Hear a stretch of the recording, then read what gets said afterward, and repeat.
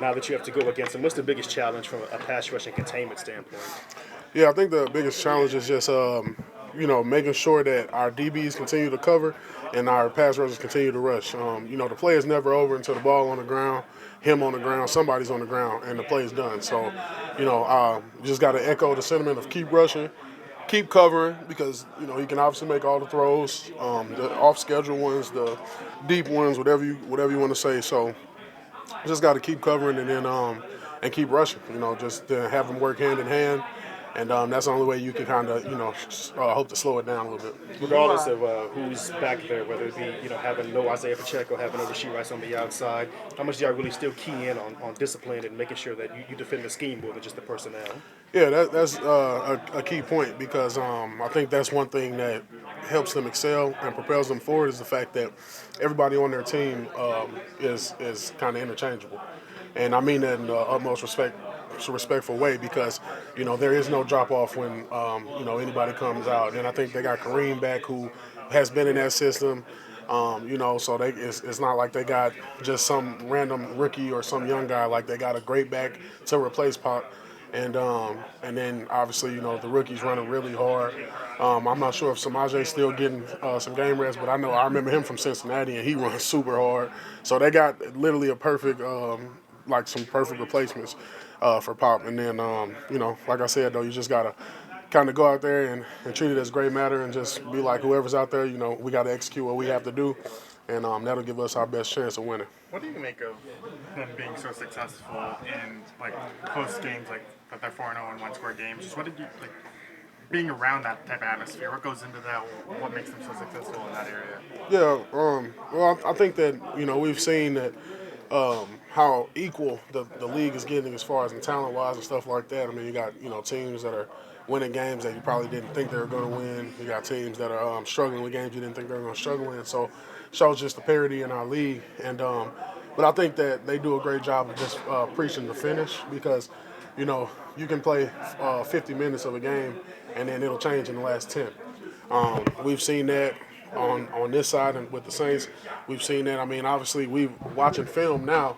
They're 4-0, but they're 4-0 by about 4 plays if you really look at it, and that's not to take anything away from them, but that just shows you how close this league is, and obviously with the Ravens one, the toe, the Atlanta comes down to the final plays and stuff, so that just shows you. I mean, like this league is more competitive than ever, and you just gotta go out there and do your job and win enough plays, you win enough snaps.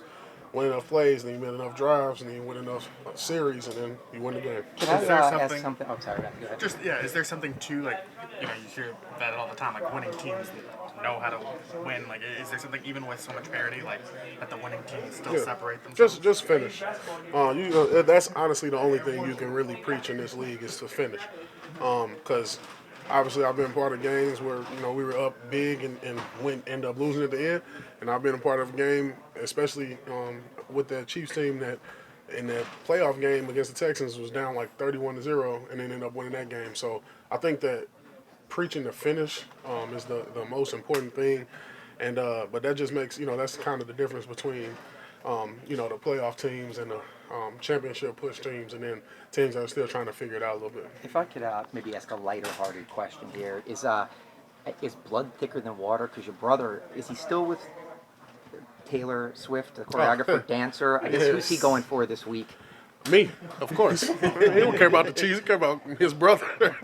So, I mean, that's his boss, but I'm his brother. I was here first. And so yeah, she'll hopefully she'll be there, but if not, he's going to be on my side cheering. He ain't going to be cheering for the Chiefs, even though he actually does have a key to the city in Kansas City, too, but that's beyond the point. He gonna be cheering for me because I'm paying for his ticket. Going back to learning how to win. When you say Kansas City, there are 4 plays and they're 4-0. Same can be said about y'all from being 4-0 and now 2-2. Absolutely. How much does this game really matter in terms of showing yourselves you know how to win at the big moments? Yeah, and that's a great question because, like you said, man, we're right there. We're right there in a couple of the games, like you said, the ones we're 2-2. I mean, we've lost 2 games by a total of 5 points, and so, that just goes to show, man, we're right there, but we just got to focus on finishing and finishing strong. And then, Obviously you don't want to lose any games, but coming off a tough divisional loss, this is the perfect game to go out there and bounce back and get some confidence back, get some swagger back.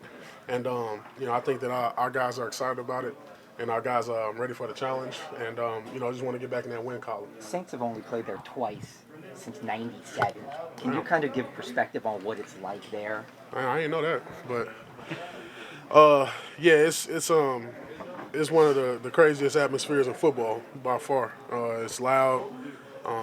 Obviously, it's not going to be as loud when we're on the field because we're the defense. But when the offense is out there, I mean, you can literally be right next to your partner, and you're yelling, and it sounds like you're not saying nothing. So it's different, And then the stadium, it just vibrates when they cheering and doing all of that stuff. So it's going to be a fun game, absolutely. And like I said, being in the Monday night game, or night games in general, is just nights at Arrowhead is a great thing. I'm not gonna lie to you.